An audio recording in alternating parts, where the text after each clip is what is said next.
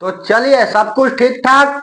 आशा करते हैं मेरे दोस्त कि आप भी ठीक हो गए। और हम लोग क्या कर रहे थे, बीपीएससी चालीसा में एंशियंट हिस्ट्री को देख रहे थे और एंशियंट हिस्ट्री पर हमने 4 लेक्चर किया। आज जो है 5वां लेक्चर होगी एंशियंट हिस्ट्री का, और आज अंतिम लेक्चर होगा। इस लेक्चर में एंशियंट हिस्ट्री समाप्त हो जाएंगे और हम लोग क्या करेंगे, दक्षिण भारत के इतिहास को देखेंगे। तो बेहतर होगा मेरे दोस्त कि कॉपी पेन ले लीजिएगा और साथ में लिखते चलने का प्रयास करिएगा, ठीक है। जो इंपॉर्टेंट बात लगेगी उस बात को लिख लीजिएगा। तो चलिए, बात को नहीं बनाते हुए सीधा मुद्दे की बात करता हूं। और हम लोग एंशियंट हिस्ट्री में क्या देखे थे, तो एंशियंट हिस्ट्री में अब तक हमने देखा कि मगध पर जो है कितने वंशों ने शासन किया, और इसको हमने इन डिटेल बता दी, ठीक है। जैसे पहला था आपका हर्यक वंश। हर्यक वंश का संस्थापक था बिंबिसार। उसके बाद दूसरा था हर्यक वंश के बाद शिशुनाग वंश आया। शिशुनाग वंश यह भी देख लिए, इसका स्थापना करने वाला शिशुनाग ही है, ठीक है। समझ में आ रही है बात। उसके बाद में हर्यक वंश हो गया, शिशुनाग वंश हो गया, उसके बाद में नंद वंश हो गया। उसके बाद में चौथा हम लोग देखे थे मौर्य वंश। मौर्य वंश देखे थे। पांचवा देखा था हमने शुंग वंश, पुष्यमित्र शुंग वाला शुंग वंश। उसके बाद में छठा कन्नब वंश देखे, वासुदेव का कन्नब वंश। और फिर हमने सातवां देखा था क्या, सातवाहन। सातवाहन जो है वंश देखा था। समझ में आ रही है बात, बोलिए। तो सिमुक जो है क्या करता है, इसकी स्थापना करता है, ठीक है। यह सब बात हमने इन डिटेल क्या किए थे, बता दिए थे। 1 मिनट, ठीक है। लाइट यहां से चली गई थी, ठीक है। समझ में आ रही है बात। तो कन्नब वंश हो गया, सातवाहन वंश हो गया। तो हर्यक वंश, शिशुनाग वंश, नंद वंश, मौर्य वंश, शुंग वंश, कन्नब वंश, सातवाहन। बात समझ में आ रही है। अब हम लोग क्या करेंगे, अब विदेशी आक्रमण देखेंगे। इसके पश्चात क्या हो जाएगी, अब विदेशी आक्रमण हो जाएगी। और विदेशी आक्रमण में देखो कैसे होता है।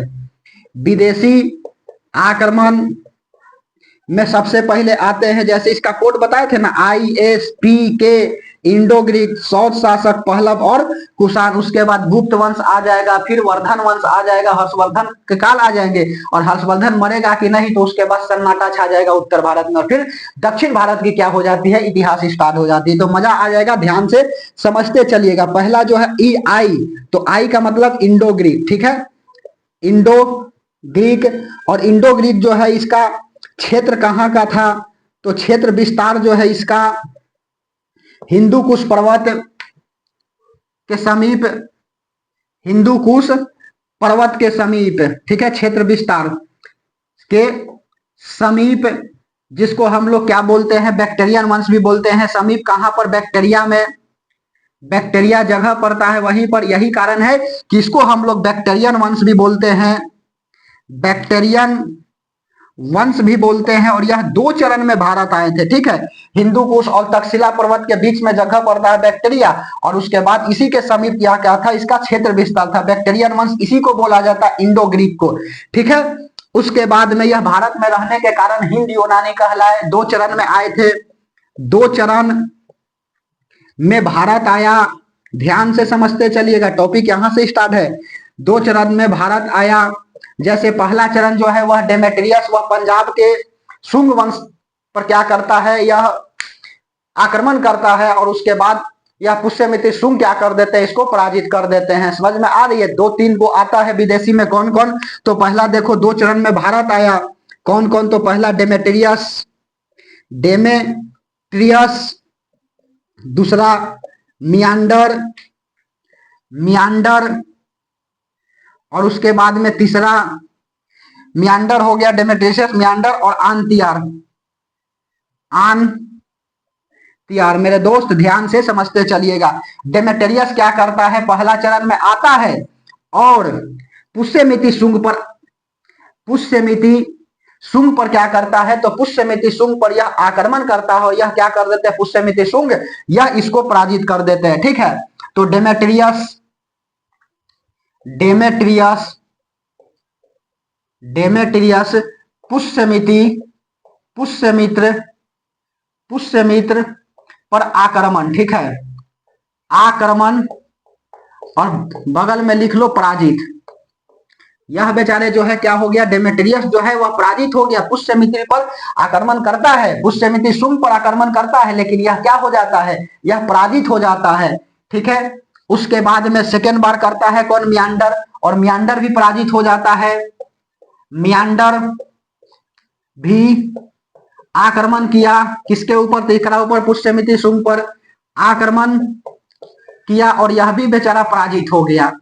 ठीक है, पराजित हो गया, आया था भारत में शासन करने, यह सब आक्रमण कर रहा है और पराजित हो गया। मेरे दोस्त एक बात लिख लीजिएगा, मियांडर जो है वह बौद्ध धर्म से बहुत ज्यादा जो है वह विचलित हुआ, अर्थात यह नागसेन से क्या करता है, तो बौद्ध धर्म की शिक्षा ले लेता है। तो पहला विदेशी है जो बौद्ध धर्म की शिक्षा लेने वाला कौन है, तो यही आपका मियांडर है। ठीक है, लिख लो, पहला विदेशी, पहला विदेशी, विदेशी जिसने बौद्ध धर्म की शिक्षा ली, बौद्ध धर्म अपनाई या शिक्षा ली, अपनाई, किससे शिक्षा लिया जी, पहला विदेशी जिसने बौद्ध धर्म अपनाई कौन है, तो यह आपका मियांडर। मियांडर शिक्षा किससे लेता है, नागसेन से शिक्षा लिया, यह नाग सेन से। बात समझ में आ रही है, तो पहला विदेशी जिसने शिक्षा लिया बौद्ध धर्म का कौन है, तो मियांडर है। मेरे दोस्त अच्छा से याद रखिएगा, यह सवाल आई हुई है, बात समझ में आ रही है। यह दो चरण में भारत आता है, तो पहला चरण इसका हो गया, दूसरा चरण इसका। ठीक है, कौन सा, मियांडर की आक्रमण किया, यह भी क्या हो गया, पराजित। ठीक है, डेमेट्रियस पुष्यमित्र पर आक्रमण करता है जनरली, यह पंजाब के समीप जगह पड़ता है जी, पंजाब के पास। ठीक है, उसके बाद और क्या लिखोगे, तो लिख लो यहां पर आनतियार।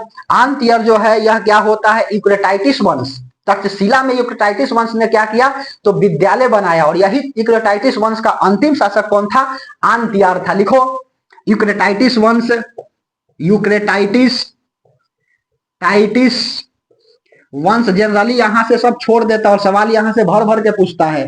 यूक्रेटाइटिस वंश यह क्या है, यूक्रेटाइटिस ने, यूक्रेटाइटिस ने तक्षशिला में, तक्षशिला में विश्वविद्यालय बनाया, विश्वविद्यालय बनाया, और यही यूक्रेटाइटिस क्या करता है, अपने नाम पर यूक्रेटाइटिस वंश की स्थापना कर देता है। इसका अंतिम शासक कौन है, तो अंतिम शासक मेरे दोस्त यह है आपका आनतियार। आनतियार, बात समझ में आ रही है, यूक्रेटाइटिस वंश का अंतिम शासक कौन है, तो आनतियार है। इंडो ग्रीक का थोड़ा सा ध्यान से समझते चलिएगा। उसके बाद में क्या होता है, नोट में बात लिख लीजिए, यह जो है आपका डेमेटेरियस हो गया, मियांडर हो गया, आनतियार हो गया, इसी के समय जो है हेलियोडोटस आता है, पहला विदेशी भारत, और यह बौद्ध धर्म का शिक्षा के बजाय जो है ना भागवत धर्म की शिक्षा ले लेता है। ठीक है, तो लिख लो हेलियोडोटस, हेलियोडोटस, हेलियोडोटस यवन से, यवन से भारत आया, भारत आया बौद्ध धर्म की शिक्षा लेने, यवन से भारत आया बौद्ध धर्म की शिक्षा लेने, लेने, लेकिन लोगों ने बौद्ध धर्म बताकर भागवत धर्म की शिक्षा दे दी। समझ रहे हो जी, यही बौद्ध धर्म है और भागवत धर्म की शिक्षा दे देता है। हेलियोडोटस यवन से भारत आया बौद्ध धर्म की शिक्षा लेने, लेकिन लोगों ने बौद्ध धर्म बताकर भागवत धर्म की शिक्षा दे दी, भागवत धर्म की शिक्षा दे दी। बात समझ में आ रही है।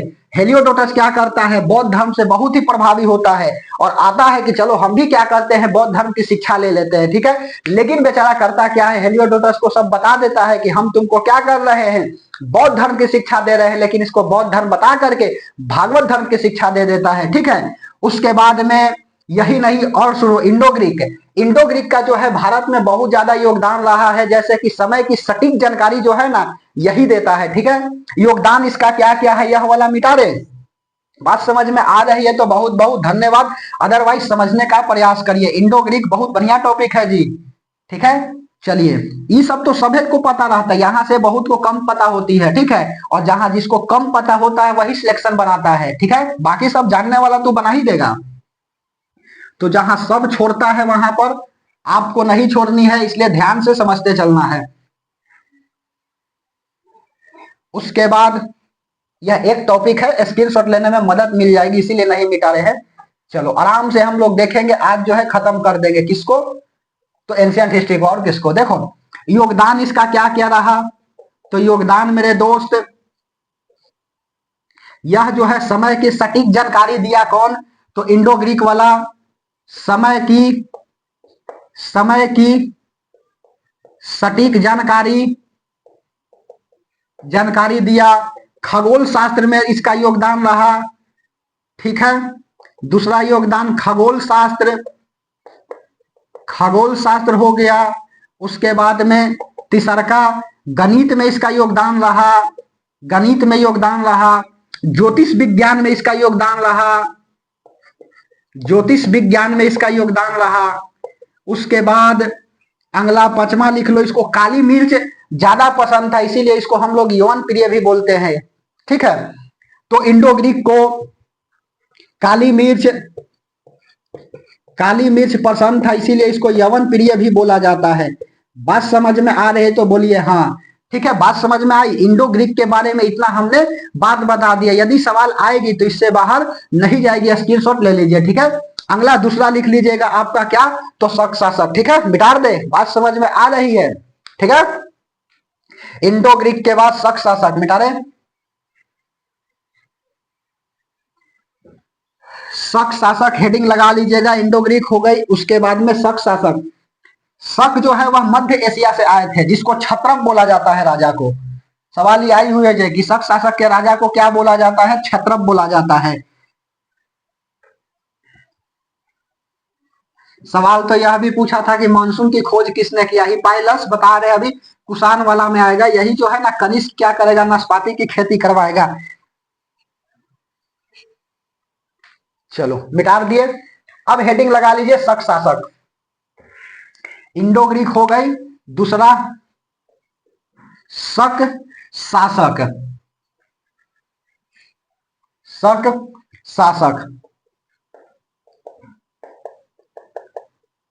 शक शासक यह जो है कहां से आए थे, यह मेरे दोस्त मध्य एशिया से भारत आया, मध्य एशिया से भारत आगमन, ठीक है। उसके बाद में इसके राजा को क्या बोला जाता है, तो राजा को क्षत्रप बोला जाता है, क्षत्रप। इसके समय जो है 5 प्रांत थी, लिखो 5 प्रांत थी, कौन कौन थी, तो पहला लिख लो, यही तो पूछता है जी प्रांत वाला ज्यादा। कंधार कहां पर पड़ता है, तो अफगानिस्तान में पड़ता है, अफगानिस्तान। उसके बाद में दूसरा लिख लो कंधार हो गया, और लिखो तक्षशिला कहां पड़ता है, तो पाकिस्तान। तीसरा लिख लो मथुरा कहां, यूपी उत्तर प्रदेश। चौथा उज्जैन कहां पर पड़ता है, यह लिख लो मध्य प्रदेश। और उसके बाद में पांचवा लिख लीजिए नासिक कहां पर पड़ता है, महाराष्ट्र, ठीक है। तो यह जो है 5 प्रांत थी किसका, शक शासक का। समझ में आ रही है बात। यही शक शासक जो है करता क्या है, आक्रमण करता है किसके ऊपर, मलवा के शासक के ऊपर। तो मलवा शासक जो है ना धर के थूर देता है, ठीक है। तो लिख लो नोट में बात कि 57 BC पूर्व, इंपॉर्टेंट है, 57 BC पूर्व मथुरा शासक ने मालवा के शासक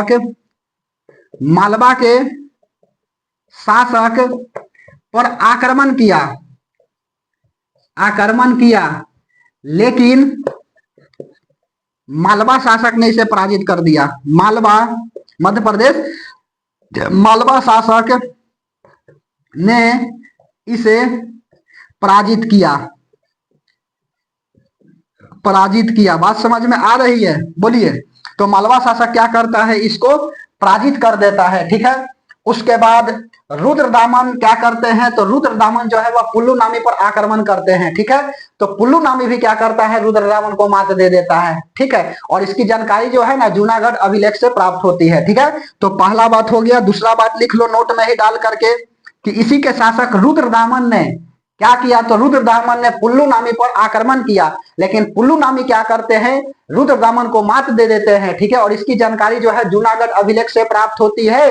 बात समझ में आ रही है। इसी शासक, इसी के समय या शक शासक, शक शासक, शक शासक रुद्रदामन ने, रुद्रदामन ने पुल्ली नामी, पुल्ली नामी, पुल्लू नामी, पुल्लू, पुल्ली नहीं, पुल्लू, पुल्लू नामी पर आक्रमण किया, आक्रमण किया, लेकिन ब्रैकेट में लिख लो पराजित, पराजित। पुल्लू नामी ने क्या किया? रुद्रदामन को मार भगाया, ठीक है। इसकी जानकारी किससे मिलती है? तो इसकी जानकारी मेरे जोड़ जूनागढ़ अभिलेख से प्राप्त होती है। लिखो, इसकी जानकारी किससे मिलती है? तो जानकारी जूनागढ़,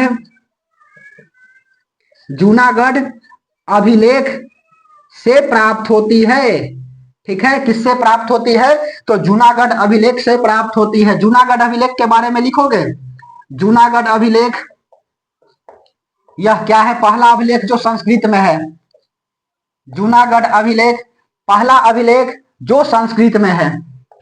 पहला अभिलेख पूछता है सवाल जी कि कौन सा अभिलेख जो है ना वह अलग है। जैसे भबरू अभिलेख है, भबरू अभिलेख में जो है ना राजस्थान में मिला है, उसमें अशोक जो है अपने आपको क्या बताया? सम्राट अशोक बताया है। और वही भबरू अभिलेख राजस्थान में त्रिपिटक की चर्चा है, सूत पिटक, विनम पिटक, अभिधम पिटक है, ठीक है। बौद्ध धर्म की 3 किताब, सूत पिटक, विनम पिटक, अभिधम पिटक। यह बात समझ में आ रही है।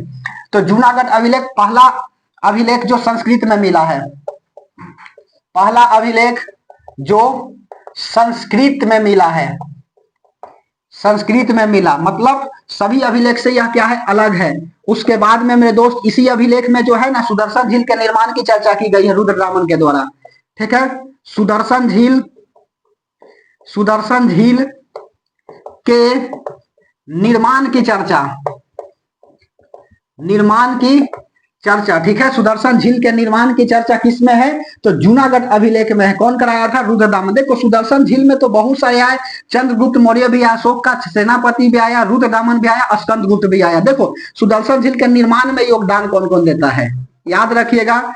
निर्माण में योगदान दिया, पहला लिख लो चंद्रगुप्त मौर्य, चंद्रगुप्त मौर्य एक जगह रहेगा तो याद करने में आसानी रहेगी। चंद्रगुप्त मौर्य, रुद्रदामन, रुद्रदामन, तीसरा लिख लीजिए स्कंदगुप्त, स्कंदगुप्त हो गया। और चौथा लिख लो अशोक के सेनापति, अशोक के सेनापति, ठीक है। तो यह क्या करता है? अशोक के सेनापति भी रुद्रदामन, उसके बाद में चंद्रगुप्त मौर्य, स्कंदगुप्त और अशोक के सेनापति भी सुदर्शन झील के निर्माण में योगदान दिया है। बात समझ में आ रही है? तो शक शासक का थोड़ा सा मेरे दोस्त, मेरे भाई, इतना बात याद रखिएगा। धन्यवाद, यह बात याद रखिएगा। तो ठीक है, उसके बाद में अगला आ जाता है पहलव, ठीक है। पहलव वंश, यह तीसरा है, यह दूसरा, यह वाला जो है 3 नंबर, ठीक है। पहलव वंश, पहला वंश जो है यह कहाँ का है? तो यह वंश जो है ना वह ईरान का है, जिसे पारसी समुदाय बोलते हैं, ठीक है। ईरान का वंश है, ईरान वंश का वंश है, जिसको हम लोग पारसी समुदाय बोलते हैं। ईरान का वंश, इसी को पारसी समुदाय बोलते हैं। इसकी राजधानी पूछ देता है, राजधानी पेशावर, पुरुषपुर, ठीक है। कुषाण वंश में भी था जी, राजधानी पेशावर, पुरुषपुर, पुरुषपुर। इसका जो है ना मिथड्रेटस क्या करता है? स्थापना करता है। पहला वंश का स्थापना करता कौन है? स्थापना करता मिथड्रेटस, यह स्थापना करता है। उसके बाद में योग्य शासक कौन आए? तो इसका योग्य शासक गोंडोफर्मिस, गोंडोफर्मिस, गोंडोफर्मिस क्या है? इसका योग्य शासक है। इसकी जानकारी किससे मिलती है? तो तथ्यघटी अभिलेख से प्राप्त होती है। लिखो, जानकारी किससे मिलती है पहला वंश के बारे में? तो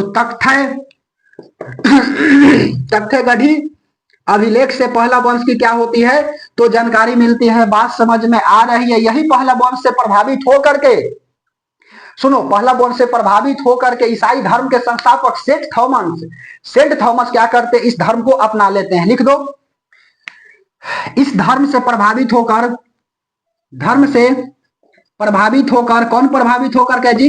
तो पहलव वंश के धर्म से, ठीक है, धर्म से प्रभावित होकर ईसाई धर्म के संस्थापक, ईसाई धर्म के संस्थापक संस्थापक सेंट थॉमस, सेंट थॉमस ने पहला वंश अपना लिया, पहला वंश अपना लिया।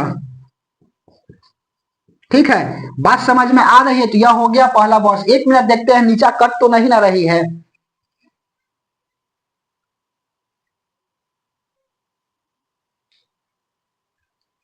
चलिए, सब कुछ ठीक ठाक आ रही है, एकदम पूरा क्लियर दिख रहा होगा, बात समझ में आ रही है मेरे दोस्त? तो यह जो है पहला वंश हो गया, ईरान का वंश, पारसी समुदाय से बिलोंग करता है, राजधानी पेशावर, पुरुषपुर, स्थापना करता, याद रखिएगा, जुलूल से जुलूल मिथ द्रेस। योग्य शासक कौन था? गोंडोफोर्मिसी। जानकारी किससे मिलती है? तथ्य गढ़ी अभिलेख से प्राप्त होती है, बात समझ में आई? उसके बाद में अगला लिख लीजिए कुषाण वंश, इंपॉर्टेंट है बेटा रे। कुषाण वंश चौथा, कुषाण वंश। आज एंशियंट हिस्ट्री समाप्त हो जाएगी, 5 क्लास एंशियंट हिस्ट्री बहुत है जी। सवाल जो है अब फंस जाएगा कहीं से, दे इससे बाहर ना जाएगा। हिस्ट्री का दबदबा था, दबदबा है और दबदबा बना रहेगा। कल वाला क्लास में दक्षिण भारत का इतिहास करेंगे, 2 से 3 क्लास में दक्षिण भारत की इतिहास जो है ना वह समाप्त हो जाएगी। फिर हम लोग दिल्ली सल्तनत को देख लेंगे, फिर तो आइए जाएगा बबरा, और फिर मराठा आ जाएगा और खत्म हो जाएगी, क्योंकि मॉडर्न तो पढ़ा चुके हैं। ठीक है, उसके बाद में वर्ल्ड हिस्ट्री को भी देख लेंगे। लगले हिस्ट्री को जब देख रहे तो पूरे हिस्ट्री निपटा देंगे, ठीक है। और एक बार फिर उसके बाद जब ये खत्म हो जाएगी हिस्ट्री, तो बिहार स्पेशल में जो है इसी तरह से जैसे बता रहे हैं यह वाला इतिहास, उसी तरह से बिहार को भी एकदम अच्छा से बताएंगे, ठीक है। ना एह पार ना ओह पार, सीधा बीपीएससी पार। लिखो 4 नंबर, पहलव के बाद कुषाण, कुषाण वंश। कुषाण वंश, इसकी स्थापना करने वाला कौन है? तो कुश है, कुषाण कुश है, कुडुल फंड फिशर्स। लिखो स्थापना करता कुडुल, कुडल, कुडुल लिखो, कुडुल फंड फिशर्स, कुडुल फंड फिशर्स, फिशर्स। नेक्स्ट शासक कौन है? तो नेक्स्ट शासक जो है बीम फंड फिशर्स, बीम फंड फिशर्स, ठीक है, बीम फंड फिशर्स। यह जो है ना यूपी के कौशाम्बी के सामंत थे, ये सब लिखोगे तो लिख दो, पूछेगा उछेगा नहीं, ठीक है। यूपी के कौशाम्बी के सामंत थे यह दोनों, कुडल फंड फिशर्स और बीम फंड फिशर्स। यह सवाल पूछा हुआ है, जरूर से जरूर यह वाला याद रखिएगा कि कुषाण वंश की स्थापना करने वाला कौन है? तो कुडुल फंड फिशर्स, कुछ है कुषाण, कुछ है कुडुल, ठीक है, समझ में आ रही है बात। नेक्स्ट शासक जो है बीम फंड शासक। अब सवाल आता है आगे, अब कहानी बनती है कुषाण में। अगला शासक, अगला शासक कौन आता है? तो कनिष्क आता है। और कनिष्क की जो है ना यह अपना शपथ कब लेता है? तो 78 बीसी पूर्व, 78 बीसी पूर्व कनिष्क ने, कनिष्क ने शपथ लिया, शपथ लिया। इन्होंने कुषाण कैलेंडर की शुरुआत की, कुषाण कैलेंडर, पंचांग लिखो हिंदी में, कुषाण कैलेंडर की शुरुआत किया, ठीक है। कुषाण कैलेंडर की शुरुआत किया। यही कुषाण कैलेंडर की क्या होता है? चोरी कर लेता है शक शासक, ठीक है। कुषाण कैलेंडर की चोरी किसने किया? तो कुषाण कैलेंडर की चोरी शक शासक ने कर लिया, शक शासक ने किया, ठीक है। इसी कुषाण के समय क्या होता है? कनिष्क के समय जो है पाटलिपुत्रा में चौथी बौद्ध संगीति होती है, फोर्थ बौद्ध संगीति हुआ कहां पर? कुंडलवन में। वेरी सॉरी, हम तीसरा वाला बोल दिए हैं जी। बौद्ध संगीति हुई कहां पर हुई मेरे दोस्त? तो जम्मू एंड कश्मीर, कुंडलवन, ठीक है। कुंडलवन कब? तो 102 बीसी पूर्व, ठीक है, 102 बीसी पूर्व होता है बौद्ध संगीति, ठीक है। कहीं कहीं 98 बीसी भी देता है जी, तो जो ऑप्शन में रहेगा उड़ा दीजिएगा। फोर्थ बौद्ध संगीति हुई जम्मू एंड कश्मीर में, कुंडलवन में, ठीक है। उसके बाद में यही नहीं, और सुनो, कनिष्क के समय जो है ना क्या होता है? तो कनिष्क के समय जो है यहां सोने का ढेर मिला, ठीक है। सोने का जो है ना वह ढेर मिलता है, सोने की शुरुआत हो जाती है सिक्का की। उसके बाद नाशपाती की खेती की शुरुआत होती है, लिखो। कनिष्क, कनिष्क के बारे में थोड़ा सा एकदम अच्छा से लिखते चलिएगा। इसके जो है ना दरबारी कवि क्या होता है सब पूछता है। कनिष्क, कनिष्क पाटलिपुत्र आया, पाटलिपुत्र आया एवं बौद्ध भिक्षुक, बौद्ध भिक्षुक पात और दार्शनिक, दार्शनिक अश्वघोष, अश्वघोष को ले गया। ठीक है, लेकर चला गया जी उसी को। अब सुनो, अश्वघोष क्या करते हैं, बुद्ध चरित्र लिखते हैं। अश्वघोष बुद्ध चरित्र, लेखक कौन है तो अश्वघोष है। ठीक है, उसके बाद और सुनो कनिष्क के बारे में, यह अश्व चरित्र को भी लेकर चल, अश्वघोष को भी लेकर, बुद्ध चरित्र का लेखक कौन है तो अश्वघोष है। उसके बाद और क्या लिखिएगा, इसने नाशपाती की खेती की शुरुआत की, इसने नाशपाती, नाशपाती खेती, नाशपाती के खेती, के खेती की शुरुआत, ठीक है, शुरुआत की। उसके बाद में और लिखो नागार्जुन, यह सब मत लिखो। दार्शनिक अश्वघोष को ले गया बुद्ध चरित्र, अश्वघोष, इसने नाशपाती के खेती की शुरुआत की। इसके समय जो है ना चीन के रास्ते, मिस्र में क्या होता था, रेशम की व्यापार होती थी, और चीन में क्या किया था, यह रेशम मार्ग पर अधिकार कर लिया था कनिष्क। ठीक है, तो इसके समय, इसके समय चीन के रेशम मार्ग, रेशम मार्ग के रास्ते, रास्ते मिस्र में, मिस्र में रेशम की, रेशम की व्यापार होती थी, व्यापार होती थी। और यही रेशम मार्ग पर क्या किया था, चीन के रेशम मार्ग पर कनिष्क ने अधिकार कर लिया था। चीन के, चीन के रेशम मार्ग पर अधिकार किसने किया, तो पर अधिकार जो है वही कनिष्क का हो गया। उसके बाद में और सुनो, यही नहीं, इसके समय जो है ना हिपाइलस मानसून की खोज कर देता है। ठीक है, हिपाइलस ने, हिपाइलस ने मानसून के खेती, वेरी सॉरी खेती होगा मानसून, हिपाइलस ने मानसून की खोज किया। ठीक है, खोज किया, फ्लो फ्लो में लिखा जाता है। चीन के रेशम मार्ग पर अधिकार कनिष्क का था, हिपाइलस ने मानसून की क्या किया तो खोज किया मेरे दोस्त। उसके बाद में सुनो कैलेंडर के बारे में कुछ कुछ याद रखना, जैसे ग्रेगोरियन कैलेंडर, पहला ग्रेगोरियन कैलेंडर पंचांग या किस पर आधारित है तो सूर्य आधारित कैलेंडर है। सूर्य आधारित कैलेंडर 30 दिन का महीना होता है जी। ठीक है, सूर्य आधारित कैलेंडर है। उसके बाद में दूसरा ग्रेगोरियन कैलेंडर हो गया। उसके बाद में अगला लिखो विक्रम संवत, विक्रम संवत, और तीसरा लिख लीजिए आप कुषाण कैलेंडर। ठीक है, यहां पर बोले ना Kushan calendar, Kushan calendar, Kushan calendar. ठीक है, विक्रम संवत जो है यह चांद पर आधारित। ठीक है, तो सुनो होता क्या है कि यदि मान के चलो 78 बीसी पूर्व जो है यह अपना क्या किया था, राज्य शपथ लिया था। जैसे कि कैसे सिखाए तुमको एग्जाम्पल में, 26 नवंबर 1949 को भारतीय संविधान जो है वह बन करके तैयार हो गई। ठीक है, तो 26 नवंबर 1949, और यदि आप पढ़िएगा प्रीमेंबर प्रस्ताव ना, तो लिखा है ना कि हम भारत के लोग, भारत को एक संपूर्ण प्रभुत्व संपन्न समाजवादी पंथ निर्देशित लोकतंत्र राष्ट्रीय गणराज्य बनाने के लिए तथा उसमें समस्त नागरिकों को सामाजिक आर्थिक राजनैतिक विचार अभिव्यक्ति विश्वास धर्म उपासना की स्वतंत्रता एवं राष्ट्र की सुनिश्चित अखंडता प्राप्त कराने के लिए तथा उन समस्त में व्यक्तियों की गरिमा बढ़ाने के लिए आज मिति मार्ग सप्तमी संवत 2006 विक्रम संवत द्वारा इस संविधान को अंगीकृत अधिमर्पित और समर्पित करते हैं। इस तरह से लिखा गया है ना प्रस्तावना में। तो देखो विक्रम संवत 2006 अर्थात 26 नवंबर में हम क्या करेंगे, 57 जोड़ देंगे। ठीक है, प्लस जोड़ देंगे, बात समझिएगा।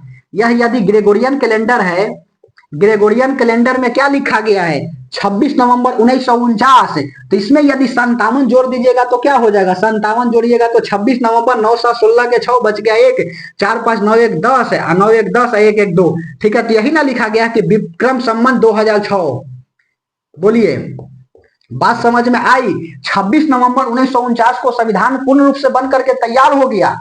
ठीक है, तो उस प्रस्तावना में लिखा है ना कि आज नीति मांग सप्तमी संवत विक्रम संवत 2006 इस संविधान को क्या करते हैं, अंगीकृत, अधिमैपित और समर्पित करते हैं।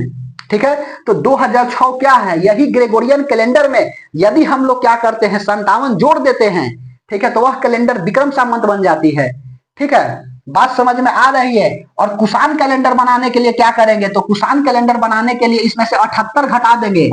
78 वर्ष यदि हम माइनस कर देते हैं तो यह क्या बन जाएगा, कुषाण कैलेंडर बन जाएगा। और मुस्लिम लोग कौन सा कैलेंडर चलाते हैं, तो वह हिजरी कैलेंडर चलाते हैं। हिजरा नहीं है जी, हिजरी कैलेंडर।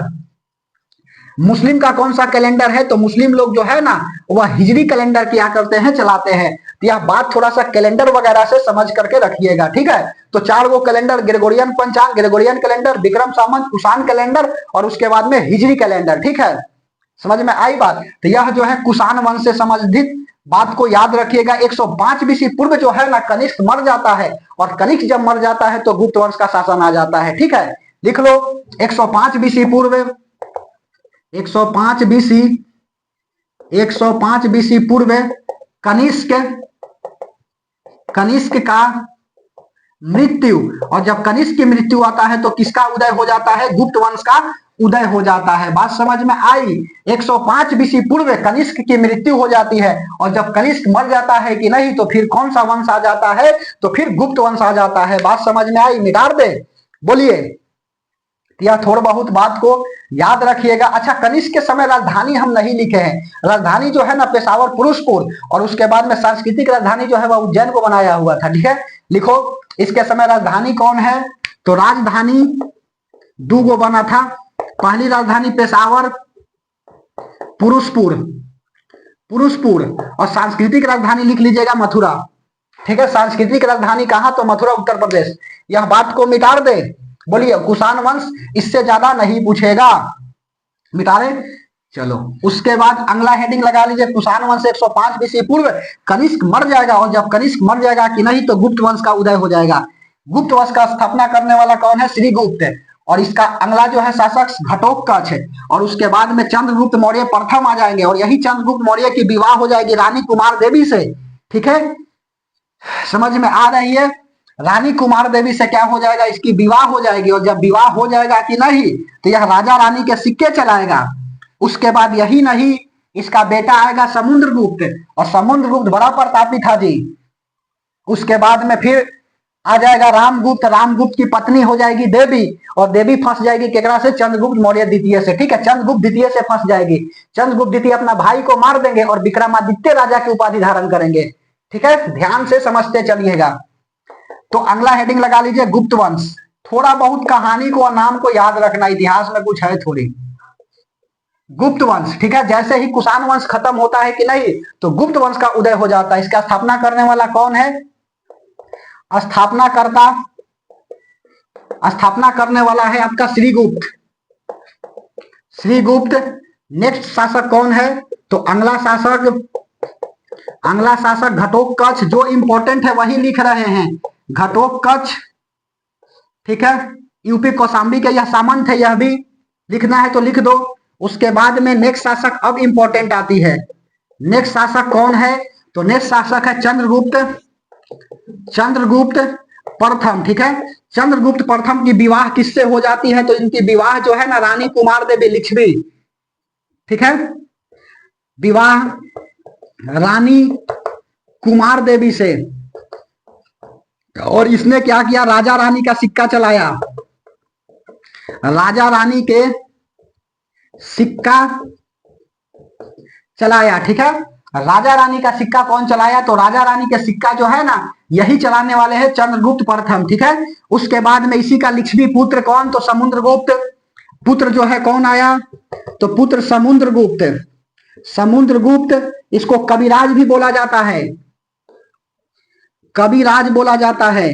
कविराज किसको बोला जाता है? समुद्रगुप्त को बोला जाता है। बहुत प्रतापी, प्रतापी राजा, प्रतापी राजा। और इसका जो है ना, इसके प्रताप के बारे में खुद नहीं लिखा है जी अपना कहानी। इसकी कहानी जो है ना प्रयाग शास्त्री अभिलेख में मिला है, ठीक है, हरिसेन द्वारा यह अपना कराया हुआ है, ठीक है, रचना। लिख लो, समुद्रगुप्त या कविराज बोला जाता है, ठीक है। यह बहुत ही प्रतापी राजा था। उसके बाद में इसका घोड़ा जो है, घोड़ा, ठीक है, 3 समुद्र का पानी पीता था। घोड़ा 3 समुद्र का पानी पीता था, ऐसा बोला जाता है। पहला हो गया, सब माहौल बनाने के लिए सब टॉपिक है। बंगाल की खाड़ी का, बंगाल की खाड़ी। उसके बाद में दूसरा अरब सागर, अरब सागर। और तीसरा जो है डेनमार्क, डेनमार्क। बात समझ में आ रही है? इसी को भारत का नेपोलियन बोला जाता है। भारत का नेपोलियन या कविराज किसको बोला जाता है? तो बोला जाता है समुद्रगुप्त को, ठीक है। भारत का नेपोलियन कहने वाला कौन है? तो बीएस स्मिथ। बीएस स्मिथ क्या बोलते हैं? इनको भारत का नेपोलियन बोलते हैं, ठीक है। बीएस स्मिथ क्या बोलते हैं? भारत का नेपोलियन बोलते हैं समुद्रगुप्त को, ठीक है। इसकी जो है, इसकी नोट में बात लिख लो। प्रताप की चर्चा इसने अपने प्रताप कि हम कितना बड़ा है, प्रताप की चर्चा खुद ने नहीं किया, चर्चा खुद नहीं किया है। बात समझ में आ रही है? खुद नहीं किया है। किसने किया है? प्रयाग शास्त्री अभिलेख में है। प्रयाग शास्त्री अभिलेख से मिलती है, प्रयाग शास्त्री अभिलेख से मिलती है, ठीक है। कवि हरिसेन द्वारा, कवि हरिसेन, कवि हरिसेन ने इसकी जीवनी लिखी है। किसका जी? तो समुद्रगुप्त का जीवनी लिखी। मयूर सिक्का जो है ना वह प्रचलित हुआ किसके समय? समुद्रगुप्त के समय।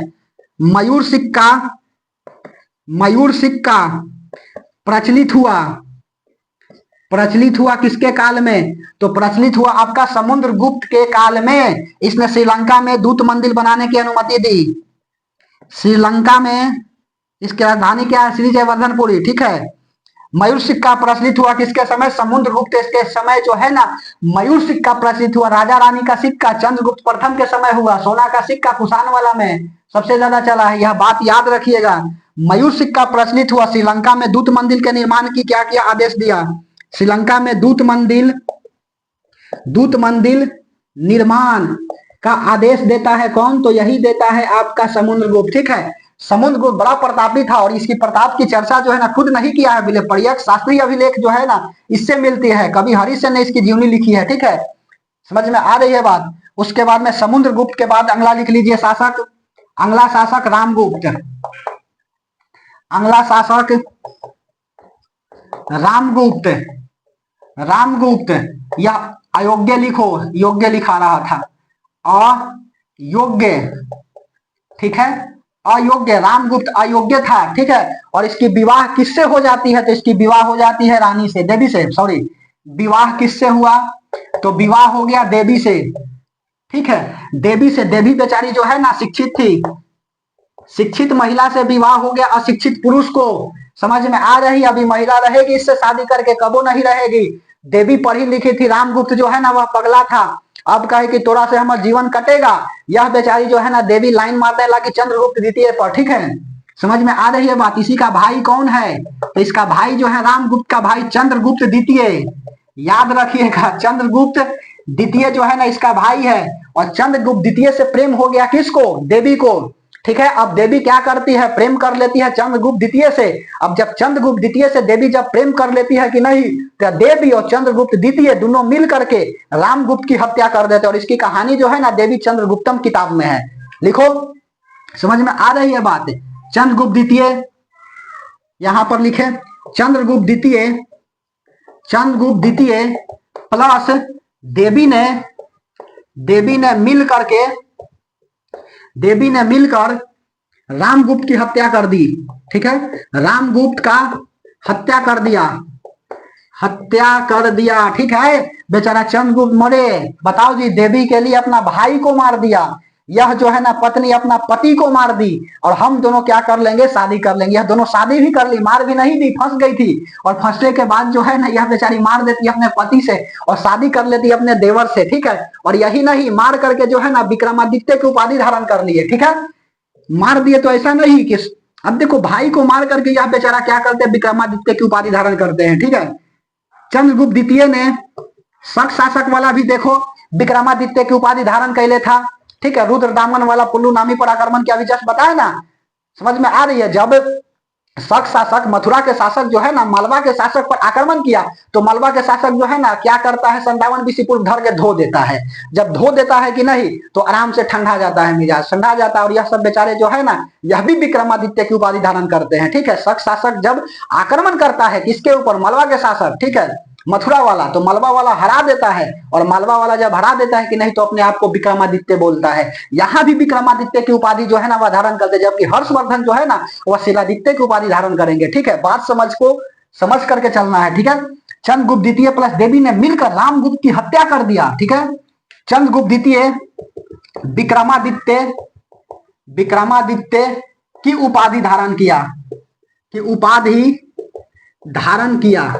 ठीक है। यह न्याय व्यवस्था को थोड़ा सा बढ़िया से किया जी, ठीक है। पता नहीं कैसे किया न्याय व्यवस्था। चंद्रगुप्त द्वितीय देख रहे हो कि अपना भाई को मार देते और न्याय करेंगे कैसे। न्याय करने के लिए यह जो है ना पत्थर के चबूतरा पर बैठता था, ठीक है। इसके समय जो है ना चांदी का सिक्का खूब प्रचलित हुआ, ठीक है। लिखो, न्याय के लिए चंद्रगुप्त जाना गया, न्याय के लिए पत्थर के चबूतरा पर बैठता था, पत्थर के चबूतरा पर बैठता था, ठीक है। उसके बाद में चांदी का सिक्का चला, चांदी की सिक्का प्रचलित हुई, ठीक है। इसी के समय जो है ना फाहयान, चीन से आया हुआ यात्री इसके दरबार में आता है, जिसकी किताब है फो क्यू की। इंपॉर्टेंट यही वाला क्वेश्चन बनेगा, मिटारे। गुप्त वंश के बाद फिर आ जाएगा, अभी बहुत बड़ा टॉपिक है जी गुप्त वंश। अभी है चंद्रगुप्त द्वितीय के बाद आ जाएंगे कुमार गुप्त, फिर आ जाएगा आपका, एक मिनट मिटा लेने दो।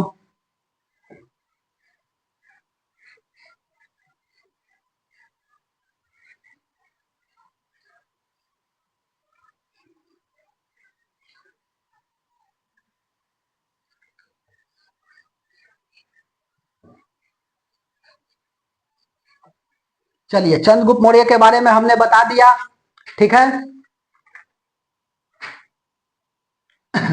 ठीक है, चलो चंद्रगुप्त मौर्य। अब चंद्रगुप्त मौर्य द्वितीय को देख रहे थे। चंद्रगुप्त द्वितीय के बारे में इसने क्या किया, तो इसने देवी से शादी कर ली। यह बात बताए, देवी से विवाह किया, अपनी भाभी से विवाह किया, अपना भाई रामगुप्त को मार करके। उसके बाद में न्याय व्यवस्था अच्छा किया, न्याय व्यवस्था ठीक ठाक चलाया। उसके बाद में फिर क्या देखा, चांदी की सिक्का प्रचलित हुई, चांदी की सिक्का प्रचलित। उसके बाद में इसकी कहानी जो है, देवी से विवाह किया, मार दिया, तो देवी चंद्रगुप्तम किताब में है जी। देवी चंद्रगुप्तम किताब से इसकी जानकारी मिलती है। चांदी का सिक्का प्रचलित, देवी से विवाह किया, देवी चंद्रगुप्तम किताब में इसकी चर्चा है। और क्या लिखोगे, इसके समय जो है फो क्यू की किताब के लेखक जो है फाहयान चीन से भारत की यात्रा करता है। फाहयान इसके दरबार में भारत आया, ठीक है। फाहयान कहाँ का था जी, तो चीनी यात्री था। इसका किताब क्या है, तो किताब है फो क्यू की, ठीक है। फो क्यू की किताब के लेखक कौन है, तो फाहयान है। इसके समय जो है ना नवरत्न मंत्री थी, ठीक है। इसके दरबार में नवरत्न मंत्री थे। प्रसिद्ध जो है ना देखो, प्रसिद्ध कौन कौन है, प्रसिद्ध कालिदास, दूसरा जो है प्रसिद्ध कालिदास किसके सामंत है? तो कालिदास जो है ना चंद्रगुप्त मौर्य, चंद्रगुप्त द्वितीय, मौर्य नहीं, चंद्रगुप्त द्वितीय के दरबार में रहते थे। उसके बाद में अगला चिकित्सक धनवंतरी। धनवंतरी जो है ना यह वैद्य थे। ठीक है, धनवंतरी क्या थे? तो यह वैद्य थे। दो बात याद रखिएगा, कालिदास, ठीक है, भारत का शेक्सपियर बोला जाता है इनको जी, भारत का शेक्सपियर। शेक्सपियर, जबकि कनिष्क के दरबार में 7 मंत्री रहता था। ठीक है, जैसे आपका अश्वघोष, बात बताए ना, नागार्जुन, यह सब किसके सामंत है? तो यह कनिष्क के दरबार के सामंत है। ठीक है, नागा अर्जुन, आइंस्टाइन थ्योरी इनको बोला जाता है कि नागा अर्जुन को। सापेक्षता का सिद्धांत देने वाला कौन है? तो नागा अर्जुन दिया। ठीक है, कनिष्क के दरबार में रहते थे, लिख दो नोट में बात डाल करके, नागार्जुन। नागार्जुन जो है ना यह कनिष्क के सामंत है। सब सवाल पूछ देता है सीधे। यह जो है ना नागार्जुन क्या करते हैं? सापेक्षता का सिद्धांत दिया, सापेक्षता का सिद्धांत दिया। ठीक है, यह जो है ना आइंस्टाइन के तहत इनको बोला गया। यह जो है ना इस समय का आइंस्टीन है नागार्जुन। ठीक है, सापेक्षता का सिद्धांत देते हैं नागार्जुन। यह बात याद रखिएगा, कनिष्क के दरबार में। प्रसिद्ध कवि कालिदास किसके दरबार में थे? तो चंद्रगुप्त द्वितीय के दरबार में। धनवंतरी वैद्य थे इसमें 9 को कवि में से। ठीक है, उसके बाद एक बात यह भी याद रखिएगा कि फाहयान जो है ना चीन से भारत की यात्रा करता है, किसके दरबार में आया? चंद्रगुप्त द्वितीय के दरबार में आया। उसके बाद में यही नहीं, चंद्रगुप्त द्वितीय के बाद जो है अगला शासक आ जाएगा कौन? तो अगला शासक आ जाएगा आपका कुमारगुप्त। ठीक है, कुमारगुप्त। कुमारगुप्त नालंदा विश्वविद्यालय की स्थापना करने वाला यही है। इंपॉर्टेंट सवाल है जी, बीपीएससी पूछा है। नालंदा विश्वविद्यालय, नालंदा विश्वविद्यालय की स्थापना किया, स्थापना किया नालंदा विश्वविद्यालय। मेरे दोस्त, यह गुप्त वंश में शिक्षा का केंद्र यही था। गुप्त वंश में शिक्षा का केंद्र, शिक्षा का केंद्र। उसके बाद में यही नालंदा विश्वविद्यालय को 1198 में कुतुबुद्दीन ऐबक के सेनापति बख्तियार खिलजी क्या करता है? इसको जला देता है। बात समझ में आ रही है? तो बख्तियार खिलजी क्या करता है? इसको जला देता है। 1198 कुतुबुद्दीन, कुतुबुद्दीन ऐबक का सेनापति, सेनापति बख्तियार खिलजी, यही बख्तियारपुर की शहर की स्थापना करेगा। तो दिल्ली सल्तनत में बताएंगे। कुतुबुद्दीन ऐबक का सेनापति बख्तियार खिलजी, खिलजी नालंदा विश्वविद्यालय को ध्वस्त कर दिया। नालंदा विश्वविद्यालय को ध्वस्त किया, ध्वस्त किया। बात समझ में आ रही है? नोट में बात लिख लो, नालंदा विश्वविद्यालय में महायान की शिक्षा दी जाती थी। ठीक है, जब बौद्ध धर्म महात्मा बुद्ध की मृत्यु होती है कि नहीं, तो महात्मा बुद्ध मर जाते हैं और महात्मा बुद्ध के मरने के पश्चात क्या हो जाता है? बौद्ध धर्म 2 भागों में बच जाती है। एक होता है आपका हीनयान और दूसरा होता है महायान। ठीक है, तो महायान के फॉलोअर कौन थे? कनिष्क थे जी। यह बात याद रखिएगा। नालंदा विश्वविद्यालय, नालंदा विश्वविद्यालय में हीनयान के महायान, हीनयान, महायान जी, महायान की शिक्षा दी जाती थी, शिक्षा दी जाती थी। और उसके बाद में भागलपुर में विक्रमशिला विश्वविद्यालय में ब्रजयान की शिक्षा दी जाती थी। भागलपुर विश्वविद्यालय, भागलपुर विश्वविद्यालय, ठीक है, इसमें ब्रजयान की शिक्षा दी जाती थी। बात समझ में आ रही है? भागलपुर विश्वविद्यालय ब्रजयान की शिक्षा दी जाती थी। ब्रजयान की शिक्षा कहां दी जाती थी? भागलपुर विश्वविद्यालय। विक्रमशिला विश्वविद्यालय कौन सा विश्वविद्यालय जी? तो विक्रमशिला विश्वविद्यालय कहां है? सीधे सवाल पूछा हुआ है बिहार स्पेशल में। विक्रमशिला विश्वविद्यालय जो है वह भागलपुर। ठीक है, सिल्क सिटी किसे बोला जाता है? भागलपुर को बोला जाता है। टोसल सिल्क किसे बोला जाता है? भागलपुर को बोला जाता है। सब सवाल इंपॉर्टेंट है जी, लग रहा है कि कितना आराम से बोल रहे हैं। नालंदा विश्वविद्यालय हो गया। उसके बाद में और क्या लिखोगे तो मेरे दोस्त? और लिख लीजिए स्कंदगुप्त हो गया, नहीं हुआ है। कुमारगुप्त के बाद स्कंदगुप्त, स्कंदगुप्त, स्कंदगुप्त,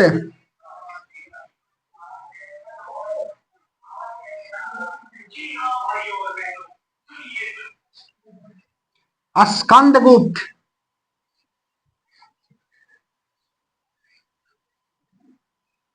ठीक है। स्कंदगुप्त, ठीक है, स्कंदगुप्त या सुदर्शन झील का यह भी निर्माण करवाया, अभी जस्ट बताए ही सुदर्शन झील का निर्माण करवाया। हुंडों से पराजित हो गया जी, इसके समय हुंड का आक्रमण होता है, हुंड का आक्रमण होता है, ठीक है। उसके बाद में सुदर्शन झील का निर्माण करवाया। कौन कौन अभी बताए ना जी कि सुदर्शन झील में चंद्रगुप्त मौर्य आए, उसके बाद में स्कंदगुप्त आया, उसके बाद में और कौन आ जाएगा, स्कंदगुप्त हो जाएगा, उसके बाद कौन कौन हो जाएगा बताओ, अभी जस्ट बताए हैं कि चंद्रगुप्त मौर्य, रुद्रदामन, उसके बाद में स्कंदगुप्त और अशोक का सेनापति तुषार जो है ना, यह क्या करता है, सुदर्शन झील के निर्माण में जो है ना अपना इंपॉर्टेंट क्या करता है, रोल निभाता है, ठीक है। समझ में आ रही है बात? लिखो, हुंडों का आक्रमण, उसके बाद में यह कैसे बचा लिया, अपने आप को बचा लिया जी, अपने आप को बचाया। तो हुंडों का आक्रमण जो है ना कब होता है, तो स्कंदगुप्त के शासनकाल में होता है। इसकी जानकारी किससे मिलती है, तो जानकारी मेरे दोस्त भीतरी गुफा अभिलेख से मिलती है। भीतरी गुफा नहीं, भीतरी स्तंभ अभिलेख लिखो, भीतरी स्तंभ अभिलेख से प्राप्त होती है, ठीक है। भीतरी अभिलेख से क्या होती है, यह प्राप्त होती है, ठीक है। उसके बाद में स्कंदगुप्त के बाद अगला आ जाएगा भानुगुप्त। भानुगुप्त, भानुगुप्त, भानुगुप्त के समय जो है ना यह क्या होता है, एरन अभिलेख मिलता है, जिसमें सती प्रथा के अंत की कहानी बोली जाती है, ठीक है। एरन अभिलेख, एरन अभिलेख मिला, ठीक है, एरन अभिलेख मिला। और एरन अभिलेख से किसकी जानकारी मिलती है, तो सती प्रथा के अंत की जानकारी मिलती है, सती प्रथा के अंत की कहानी। अंत किसने किया, तो विलियम बेंटिक और राजा राम मोहन राय मिलकर के सती प्रथा का अंत कर देती है, सब बात बताए हुए हैं, ठीक है। बात समझ में आ रही है? तो एरन अभिलेख मिला, सती प्रथा के अंत की कहानी। उसके बाद इसका अंतिम शासक कौन रहा गुप्त वंश का, तो अंतिम शासक जो है वह हुंड रहा, ठीक है, अंतिम शासक हुंड रहा। अब देखो भानुगुप्त के समय जो है ना वैश्यावृत्ति बढ़ गई थी ज्यादा। भानुगुप्त के समय, भानुगुप्त के समय वैश्यावृत्ति, वैश्यावृत्ति ज्यादा हो गई थी, ज्यादा हो गई थी, जिसे कुटनी बोला जाता था। इस तरह के महिला को क्या बोला जाता था, तो इस तरह की महिला को जो है ना वह कुटनी बोला जाता था, ठीक है। तो वैश्यावृत्ति सबसे ज्यादा कब बढ़ गई थी, तो वैश्यावृत्ति जो है ना वह भानुगुप्त के समय ज्यादा बढ़ गया था। एक बात यहां से याद रखिएगा कि भानुगुप्त के समय ही एरन अभिलेख मिला है, ठीक है, और जिसकी जानकारी किससे मिलती है, तो एरन अभिलेख की जानकारी जो है ना इसमें सती प्रथा की बताई गई है। समझ में आ रही है बात? एरन अभिलेख किसके समय का है, तो भानुगुप्त के समय का है। एरन अभिलेख में क्या इंपॉर्टेंट बात है, तो सती प्रथा के अंत की कहानी की चर्चा की गई है। इसको जो है ना अंत करवाने में विलियम बेंटिक और राजा राम मोहन राय मिलकर के क्या करते हैं, यह अंत करते हैं सती प्रथा की पूर्ण तरह से, ठीक है। बात समझ में आई? यह सब पढ़ा दिए हैं जी मॉडर्न हिस्ट्री में। भानुगुप्त के बाद अगला आ जाएगा पुष्यभीति वंश, ठीक है, जिसको वर्धन वंश भी बोलते हैं। मिटा दे, लास्ट वंश आ गया, उसके बाद में समाप्त हो जाएगा आपका।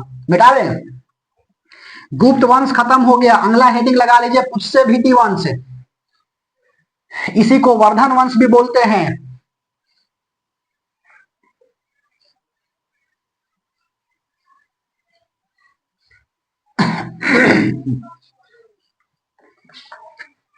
लास्ट टॉपिक है आपका एंशिएंट हिस्ट्री मेरे दोस्त, वह समाप्त हो गया।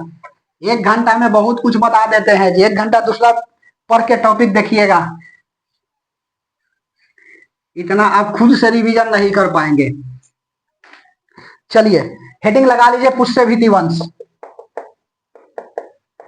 पुष्यभीति वंश, या इसी को हम लोग बोलते हैं वर्धन वंश, वर्धन वंश। इसका स्थापना करने वाला कौन है, तो स्थापना करता पुष्यभीति, पुष्यभीति इसी का जो है बेटा, बेटा जो है वह प्रभाकर वर्धन, बेटा प्रभाकर वर्धन। यह शासक जब बना तो इसके 3 लड़का हुए, प्रभाकर वर्धन के 3 लड़का, हर्षवर्धन, राजवर्धन और राजश्री, ठीक है। तो पहला लिखो राजश्री, राजश्री उसके बाद में राजवर्धन, राजवर्धन, और तीसरा का लिख लो हर्षवर्धन।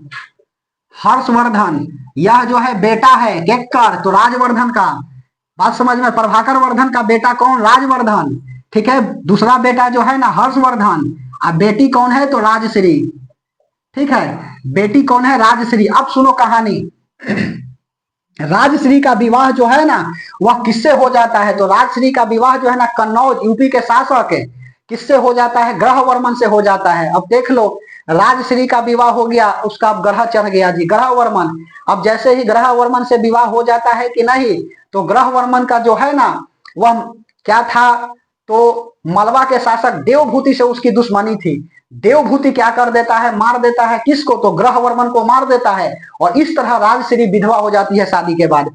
लिखो, तो राजश्री का विवाह, राजश्री का विवाह यूपी कन्नौज, कन्नौज यूपी के शासक, यूपी के शासक ग्रह वर्मन से हुआ, ग्रह वर्मन से हुआ। अब जैसे ही राजश्री का विवाह ग्रह वर्मन से हो जाएगा कि नहीं, तो यह ग्रह वर्मन को क्या थी जी, दुश्मनी थी केकरा से, मालवा के शासक देवभूति से। ग्रह वर्मन को मालवा शासक, मालवा शासक देवभूति, देवभूति से दुश्मनी थी, दुश्मनी थी। अब देखो, देवभूति ने दुश्मनी थी, तत्पश्चात, तत्पश्चात, तत्पश्चात देवभूति ने, देवभूति ने ग्रह वर्मन को मार दिया, ग्रह वर्मन को मार दिया। अब देखो, राजश्री बेचारी का विवाह हुआ केकरा से, तो यूपी कन्नौज के शासक ग्रह वर्मन से। अब ग्रह वर्मन को मार देता है कौन, देवभूति, और देवभूति मार देता है कि नहीं, तो राजश्री विधवा हो जाती है शादी के तुरंत बाद। अब यही नहीं, और सुनो, अब एक जीजा जी मर गए, केकर, राजवर्धन का जीजा मर गया जी, कौन, तो ग्रह वर्मन। अब राजवर्धन केकरा मार देगा, तो देवभूति को मार देगा, तो राजवर्धन, राजश्री का भाई राजवर्धन ने देवभूति को मार दिया, ठीक है। राजवर्धन, राजश्री का भाई, राजश्री का भाई राजवर्धन, राजवर्धन ने देवभूति को मार दिया, देवभूति को मार दिया। बात समझ में आ रही है, देवभूति को मार दिया। अब यही नहीं, राजश्री का भाई राजवर्धन देवभूति को मार दिया। अब देवभूति का दोस्त आ जाएगा शशांक, शशांक केकरा मार देगा, राजवर्धन को मार देगा, ठीक है। देवभूति का दोस्त, सब अपने में खेल रहा है कच कच। देवभूति का दोस्त शशांक, देवभूति का दोस्त शशांक ने, ठीक है, राजवर्धन को मार दिया, राजवर्धन को मार दिया। यही नहीं, अब देवभूति जो है ना राजवर्धन को मार दिया, राजवर्धन का भाई हर्षवर्धन आएगा, हर्षवर्धन क्या करेगा, दोस्त जो है ना शशांक को मार देगा। बात समझ में आ रही, देखो लड़ाई झगड़ा पूरा बढ़िया वाला हो गया।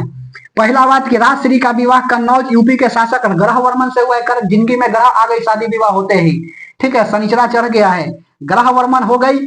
अब जैसे ही ग्रह वर्मन को क्या होता है, दुश्मनी था देवभूति से, देवभूति क्या करता है, मार देता है ग्रह वर्मन को। इस तरह से राजश्री विधवा हो जाती है।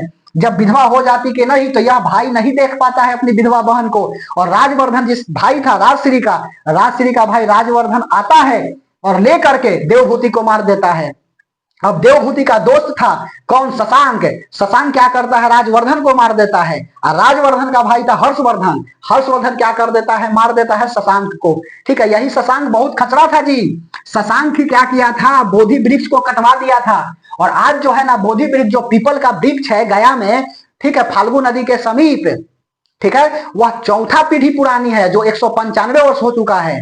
लिखो, शशांक, शशांक बोधि वृक्ष, बोधि वृक्ष गया, बोधि वृक्ष को कटवा दिया, कटवा दिया जी। बोधि वृक्ष पीपल का वृक्ष है, इसी वृक्ष के नीचे महात्मा बुद्ध को ज्ञान की प्राप्ति हुई थी वैशाख पूर्णिमा को दिन, ठीक है। बोधि वृक्ष को कटवा दिया। वर्तमान का बोधि वृक्ष, वर्तमान बोधि वृक्ष, बोधि वृक्ष चौथी पीढ़ी का है, चौथी पीढ़ी का है। इससे पहले 3 बार कट चुका है, 195 वर्ष पुराना है जी, 195 वर्ष पुराना है। अभी वर्तमान वाला जो बोल रहे हैं, देवभूति का दोस्त शशांक ने राजवर्धन को मार दिया। अब देखो, हर्षवर्धन ने, राजवर्धन का भाई हर्षवर्धन ने शशांक को मार दिया। लिख लो, राजवर्धन का भाई, राजवर्धन का भाई हर्षवर्धन, हर्षवर्धन ने शशांक को मार दिया, शशांक को मार दिया। अब बेचारी राजश्री का क्या होगा जी? दूगो भाई मर गया, पति मर गया, ठीक है। अब एगो भाई बचा है, कौन? हर्षवर्धन। अब हर्षवर्धन बचा है कि नहीं, तो बेचारी राजश्री रहती नहीं है, राजश्री भाग जाती है जंगल, ठीक है। अब जंगल भाग जाती है कि नहीं, तो यह पता लगाना इसके लिए जो है ना बड़ी नौबत की बात आ गई थी हर्षवर्धन के लिए। इसके समय जो है ना, एक तरह से बोला जाए तो यह जो है इसका लक्ष्य बन गया था अपनी बहन का पता लगाना, और उसके बाद जो है ना कैसे जो है ना हम अपना शासन चलाएंगे, ठीक है। यह शासन राजा के रूप में बन करके नहीं चलाया है जी। मिटा दे यह वाला, बोलिए। मृत्यु के पश्चात राजश्री क्या होती है? जंगल भाग जाती है।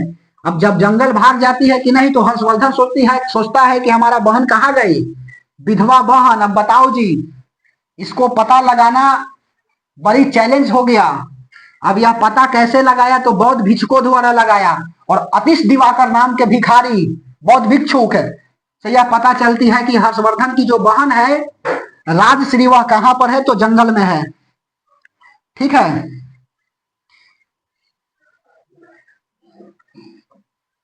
चलिए लिख लीजिए, राजश्री, राजश्री मृत्यु के पश्चात, राजश्री पति के मृत्यु के पश्चात, पति के मृत्यु के पश्चात जंगल भाग गई, जंगल भाग गई। अब जो है ना बहन का पता लगाना हर्षवर्धन के लिए लक्ष्य बन गया। बहन का पता लगाना, बहन का पता लगाना हर्षवर्धन के लिए लक्ष्य बन गया, हर्षवर्धन का लक्ष्य बना। और प्लस यही नहीं, कैसे हम चलाएंगे शासन, ठीक है। शासन को लेकर लक्ष्य बन गई, ठीक है, लक्ष्य बना। कैसे शासन चलाएंगे, कैसे जो है अपनी बहन का खोज करेंगे। और यही कारण है कि यह राजा के रूप में जो है ना कभी शासन नहीं किया है। बहन की पता जो है, बहन का पता अतिश दिवाकर भिक्षुक द्वारा, अतिश दिवाकर भिक्षुक द्वारा लगाई। फिर उसके बाद में बहन को अपना लाता है, और यही नहीं, यूपी कन्नौज जिसमें शादी हुआ था राजश्री का, उसका क्या कर देता है, रानी बना देता है, ठीक है। हर्षवर्धन ने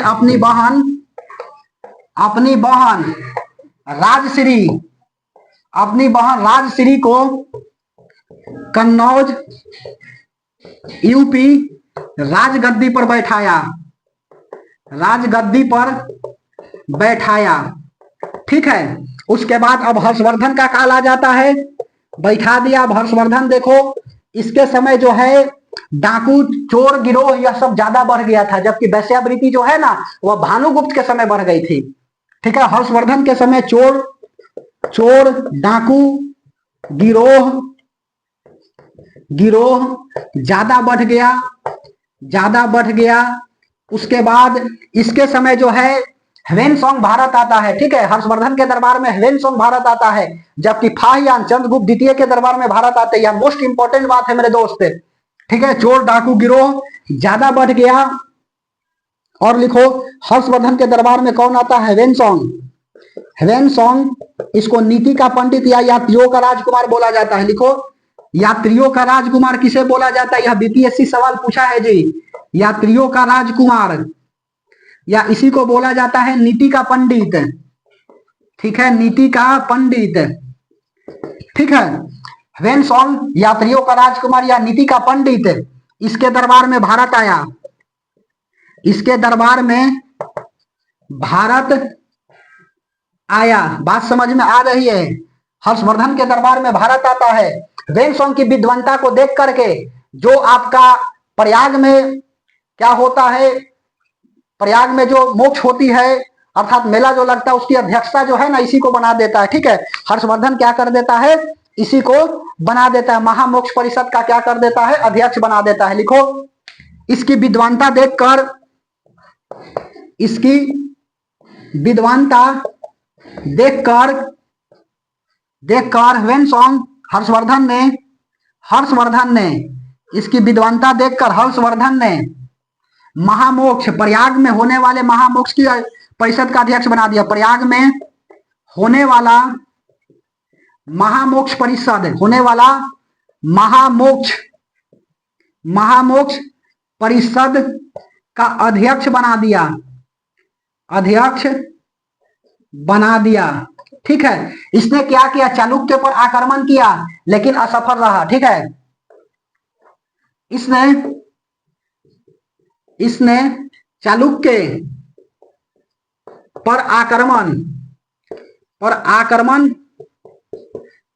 पर आक्रमण किया लेकिन असफल। ठीक है, असफल, बात समझ में आ रही है, चालुक्य पर आक्रमण किया लेकिन यह असफल रहा। असफल क्यों हो गया मेरे दोस्त, तो पुलकेशिन द्वितीय राजा जो है इसको मात दे दिए। पुलकेशिन द्वितीय राजा ने मात दे दिया जी। किसको, तो हर्षवर्धन को जो है ना, यह जब चालुक्य पर आक्रमण करता है कि नहीं, तो चालुक्य पर आक्रमण किया जिसके कारण जो है पुलकेशिन द्वितीय राजा क्या कर देते, इसको मात देते थे। यही नहीं, समुद्रगुप्त के समय देख लो कि समुद्रगुप्त क्या किया, तो 9 जो है ना उत्तर भारत में क्या किया, टैक्स ले लिया जी। 12 राज्य से दक्षिण भारत में टैक्स ले लिया। समझ रहे हो, यदि यह भारत है तो यहाँ पर 12 राज्य दक्षिण भारत से क्या आता था, टैक्स लेता था, और 9 राज्य उत्तर भारत में क्या किया, शासन करने वाला समुद्रगुप्त है जी।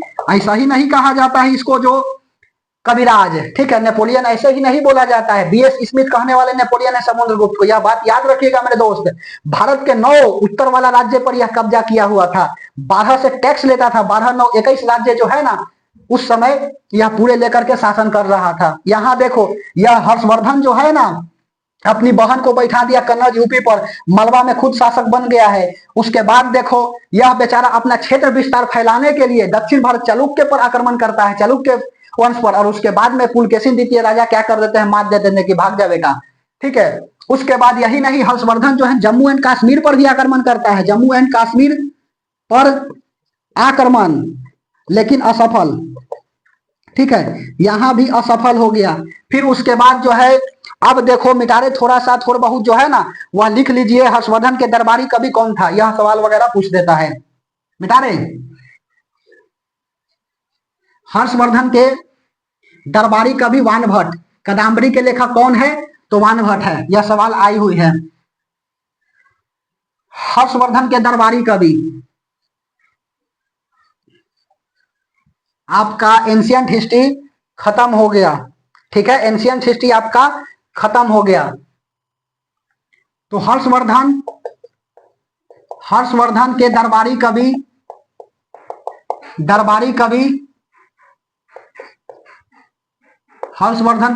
कवि वानभट्ट। ठीक है, इसके पुस्तक कौन है, तो पुस्तक है हर्षचरित्र, और उसके बाद में दूसर का लिख लो कादम्बरी। कालिदास किसके सामंत थे, तो चंद्रगुप्त द्वितीय के सामंत थे। बात समझ में आ रही। नागार्जुन किसके समक्ष थे, तो नागा अर्जुन जो है ना वह आपका, ठीक है सुनो, तो चंद्रगुप्त द्वितीय के दरबार में कौन थे, तो चंद्रगुप्त द्वितीय के दरबार में मेरे दोस्त कालिदास थे। ठीक है, और उसके बाद में कुषाण, मतलब कौन सा, कुषाण का कौन, कनिष्क के दरबार में कौन थे, तो कनिष्क के दरबार में जो है ना वह आपका नागार्जुन थे। वानभट्ट किसके दरबार में थे, तो वानभट्ट जो है ना वह आपका हर्षवर्धन के दरबार में थे। तीनों सवाल आई हुई है। ठीक है, नागा अर्जुन किसके दरबार में थे, यह आपका कनिष्क के दरबार में थे। ठीक है, यही क्या देते हैं, स्पेशल थ्योरी ऑफ रिलेटिविटी, अर्थात इसको सापेक्षता का सिद्धांत बोलते हैं, आइंस्टाइन वाला, E=mc²।